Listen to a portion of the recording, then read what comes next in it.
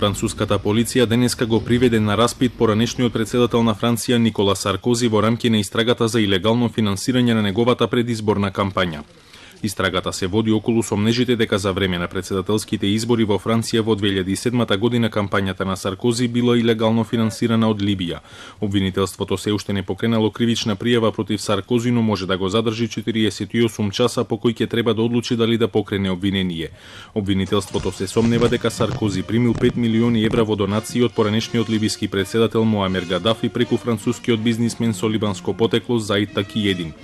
Донациите беа потврдени од повеќе избори блиски на поранешниот либиски председател, како и од синот на Гадафи, Саиф ал-Ислам, во интервју за Euronews во март 2011 година.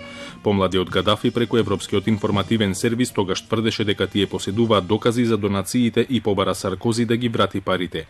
Бизнисменот со либанско потекло Такиедин тврди дека во текот на 2006 и 2007 година му предал 3 актовки на соработникот на Саркози, Клод Геан, кој подоцна беше назначен за генерален секретар на Елисејската палата.